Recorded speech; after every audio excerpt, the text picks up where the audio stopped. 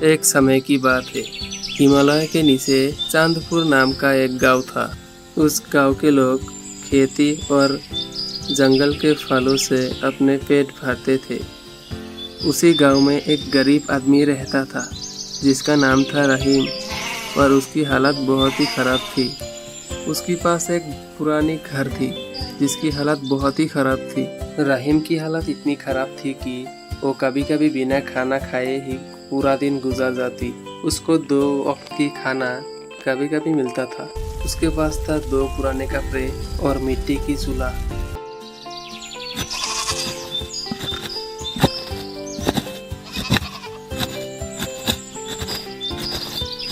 रहीम कितनी भी मेहनत करता, किस्मत जैसे उसे हमेशा हार देती।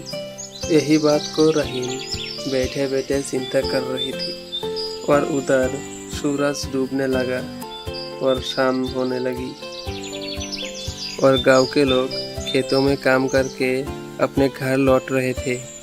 शाम होने के बाद गर्मियों की वजह से सभी लोग बाहर आके हवा खा रही थी, और उधर रहीम भी अपने घर के सामने बैठी हुई थी। और तभी अचानक से आसमान काले पड़ गए और बिजली गरजने लगे जैसे कि कोई तूफान आने वाला है।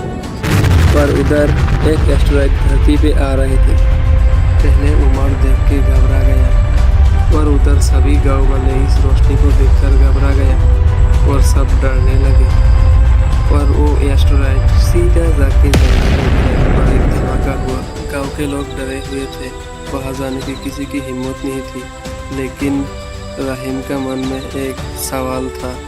रहीम ने एक बोरी में पानी और कुछ सामान लेकर वहाँ जाने की ठान ली और वो चला गया।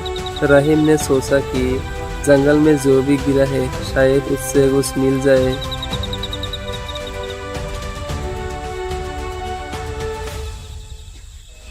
रहीम जब उल्कापिंड को देखा तो उसकी आंखें खुली की खुली रह गई, क्योंकि वो उल्कापिंड पूरा का पूरा सोने का था। उसने फिर वो उल्कापिंड को घर लाने की ठान ली। उल्कापिंड बहुत ही बड़ा था, इसलिए उसने टुकड़े करना शुरू की। वो टुकड़े अपने बोरी में भरना शुरू की जो उसने आते वक्त लेकर आया था। फिर रहीम ने वो बोरी अपने कंधे में उठाया और घर ले आया। जब सब लोग सो रहे थे तब उसने वो सोना कहीं छुपा दी थी। उसी दिनों में रहीम अपने गांव का सबसे बड़ा आदमी बन गया। पहले उसे गरीब रहीम कहकर गांव वाले पुकारते थे, लेकिन अब उसे सेठ रहीम कहकर सलाम ठोकते हैं। रहीम को शुरू में याद था कि वो कभी भूखा सोता था, लेकिन पैसों ने उसको दिल को धीरे धीरे शक करने लगा। एक दिन 2 आदमी आए थे उससे मदद मांगने के लिए, लेकिन वो घमंड की वजह से वो 2 आदमी पे गुस्सा करने लगे। रहीम अब बातों बातों में गरीबों से गुस्सा करते थे। रहीम का घमंड इतना बढ़ गया था कि वो खुद को राजा समझने लगा। एक दिन रहीम अपने हवेली के सामने एक बड़ा तालाब बनाने की फैसला किया। इसके लिए उसने गांव वालों के खेत खरीदना शुरू की और धमकाने लगे, जो अल्लाह को मंजूर नहीं था।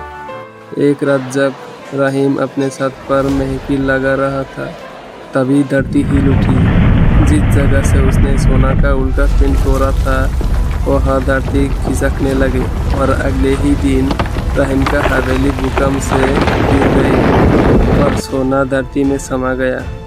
इस बात से रहीम बहुत ही दुखी थी और वहाँ से चला गया। रहीम फिर से उसी हालत में आ गया, फिर से गरीब, फिर से झोपड़ी में। आज भी चांदपुर के लोग कहते हैं, धन से बड़ा मान होता है और घमंड से बड़ा कोई रोग नहीं।